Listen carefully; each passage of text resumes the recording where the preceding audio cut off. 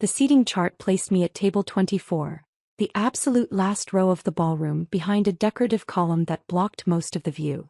My place card read, Emma Bennett, guest. No doctor, no relationship designation. Just generic attendee. Around me sat Victoria's college roommate's divorced aunt, a co-worker's awkward teenage son, and 3 empty chairs. We were the aesthetic failures. People who didn't photograph well for my sister's Instagram-perfect wedding. I'd flown from London that morning, exhausted from emergency parliamentary sessions. My black dress was elegant but simple, appropriate for both a wedding and receiving heads of state. Victoria spotted me and approached, champagne in hand, her $12,000 dress rustling. Her bridesmaids followed, smirking. Emma, you came. Wasn't sure you could leave your little government job. She said it like sewage work. I wouldn't miss your wedding. I hope you're comfortable back here. Front tables are for successful family and James's business associates. The back row is for unsuccessful relatives. She laughed. Her bridesmaids joined in. You understand. Nearby guests chuckled. The divorced aunt gave me a sympathetic look. Of course, I said quietly. Victoria leaned closer, stage whispering loud enough for surrounding tables. Not your fault you never made anything of yourself. Not everyone can be high achievers. What is it you do again? Administrative work. Something like that. Right. Enjoy the view. She swept away, bridesmaids giggling. My phone buzzed. WhatsApp from Prime Minister Catherine Morrison. Landing in 20 minutes. Security coordinating with venue. Sorry for disrupting your family event, but G7 emergency requires your immediate input. See you shortly. I replied, understood, Prime Minister. I'll be in the back row. 6 months ago I'd mentioned working in international relations. My mother said, how nice, dear. My father asked if I'd been promoted from secretary. Victoria ignored it entirely, too focused on wedding planning. None had asked what international relations meant. None knew I was the UK's foreign secretary, youngest in modern history. None realized I spent 3 years negotiating trade agreements, mediating conflicts, representing Britain globally. None wondered why the Prime Minister needed to meet me during Victoria's wedding. They were about to learn. Hold up. The ceremony proceeded with Victoria and James exchanging vows under thousands of dollars in flowers. From behind my column I saw maybe 60% of it. My phone buzzed with urgent diplomatic messages. The G7 summit had hit crisis. A trade dispute threatening months of negotiations I'd personally orchestrated. The PM needed my assessment before tonight's emergency session. During vows, my mother shot me disapproving looks for checking my phone. I put it away. The reception began. Premium filet and lobster for front tables. Basic chicken for table 24. The hierarchy wasn't subtle. Victoria's toast thanked everyone who supported our journey. James's parents who've been generous, my parents who made tonight possible, and all our successful friends who inspire us. She gestured to front tables. The back room wasn't acknowledged. James's father, a real estate developer, toasted about surrounding yourself with winners and marrying well. His eyes swept front tables approvingly, never reaching back rows. My mother praised Victoria's marketing career, her home, her wise choice in James. Victoria has always been our shining star. Everything parents could hope for. I sat at table 24, quietly being everything they'd apparently never hoped for. At 7:47 p.m. my phone buzzed, arriving in 3 minutes. Preparing entrance protocols. I stepped out and called Catherine. I'm so sorry. My family doesn't know about my position. This will be complicated. The G7 can't wait, Emma. I need 30 minutes on negotiation strategy. Your expertise is critical. There's probably a private room. But Catherine, my sister seated me in back because she thinks I'm unsuccessful. She'll be blindsided. Then she'll learn otherwise. We're here. I returned to table 24 as commotion erupted at the entrance. The wedding coordinator looked panicked. Victoria frowned from the head table. The doors opened. Prime Minister Catherine Morrison entered, flanked by 6 security personnel. The ballroom went silent.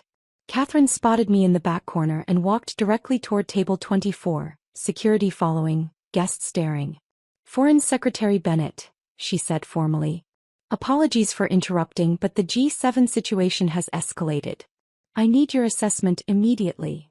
Foreign Secretary. The words echoed through silence. Victoria's champagne glass slipped from her hand, shattering. Revelation. Prime Minister Morrison. I stood, smoothing my dress. Of course. Somewhere private to discuss trade negotiations. The coordinator materialized, trembling. Conference room on the second floor. Perfect, Catherine said. She addressed the ballroom. I apologize for disrupting this celebration. International crises don't pause for family events. I need Foreign Secretary Bennett for urgent G7 matters. We'll be brief. She looked at Victoria. You must be the bride. Congratulations. Your sister speaks fondly of you, though she rarely has time for family given her diplomatic responsibilities. Victoria's mouth opened soundlessly. Emma is Foreign Secretary, my mother said weakly. Of England. The United Kingdom, yes, Catherine confirmed. For 3 years. One of our finest diplomats. The trade agreement she negotiated with Japan alone strengthened our economy by billions. Her post-Brexit EU relationship rebuilding has been remarkable. Surely she's mentioned this. She said international relations, my father said faintly. We thought, administrative support. Administrative support? Catherine's eyebrow raised. Emma advises me on all major foreign policy. She represents the UK at NATO, the UN, G7 summits. She's been instrumental in, she checked her watch. We really must proceed. The German Chancellor is waiting. I followed Catherine out, security creating a perimeter. The ballroom erupted in frantic whispers. Emma, wait. Victoria's voice, desperate. I didn't know. I paused. Didn't know what? That the unsuccessful relative negotiates treaties? That my little job involves world leaders? You never asked. You should have told us, my mother protested. I tried. At Christmas I mentioned cabinet appointment. Dad changed subjects to James's promotion. Last Thanksgiving I mentioned meeting the French president. You asked if I'd gotten him coffee. James's father stood abruptly. Foreign Secretary Bennett, I've been trying to get meetings with your office for months about development permits. I know. Your application was denied. 3 times. Code violations. His face flushed. Emma, the Chancellor is waiting, Catherine said. We spent 40 minutes reviewing trade strategies, video conferencing with the German Chancellor and Japanese Prime Minister, finalizing G7 recommendations. Catherine took notes while I outlined my diplomatic approach. Brilliant as always, Catherine said. You've saved this summit. Japan's PM specifically requested you lead tonight's negotiations. I'll catch the next Brussels flight. Your family will want explanations. They thought the back row was appropriate.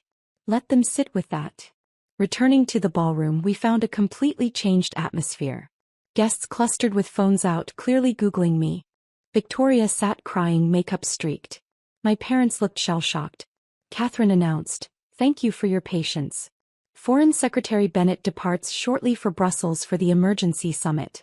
Again, congratulations to the couple." She left with security. Silence held for a long moment. James's father approached, condescension replaced with desperate networking. "Foreign Secretary, I apologize.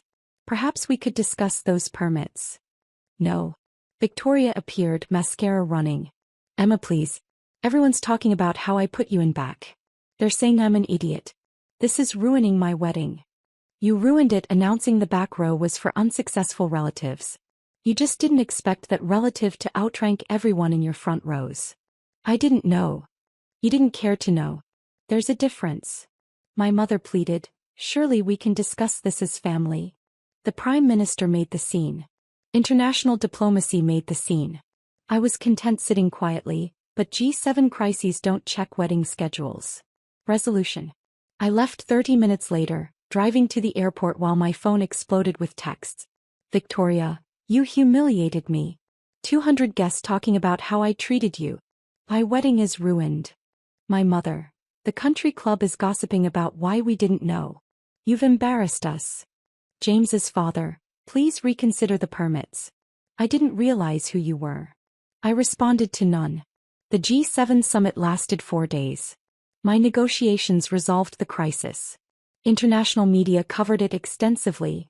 Photos of me with world leaders my family undoubtedly saw. Returning to London, I found Victoria's forwarded letter. I'm sorry I didn't take your career seriously. But you should have made us understand how important you are. You let us think you were nobody. This is partially your fault. I filed it unanswered. My parents called asking if I could help Victoria's company secure international clients. I declined. Victoria's wedding photos circulated, beautiful images marred by the story everyone knew. The bride who backrode her sister, not knowing that sister advised the Prime Minister. The divorced aunt from Table 24 messaged, "Most spectacular comeuppance I've witnessed. Thank you." 6 months later I was promoted to Deputy Prime Minister. International headlines. My family group texted, "Congratulations. Always knew you'd succeed. So proud." I left them on read. The back row taught me where I stood in their priorities. The Prime Minister's arrival ensured everyone else learned it too. Victoria got her perfect photos. I got confirmation their love was conditional on visible success. And their success definition was embarrassingly narrow. When your sister sneers about unsuccessful relatives while you're running foreign policy, the problem isn't your success. It's their blindness. The Prime Minister's motorcade made that blindness very public. The back row was for unsuccessful relatives. I just happened to negotiate with world leaders from that seat. Their champagne glasses shattered perfectly.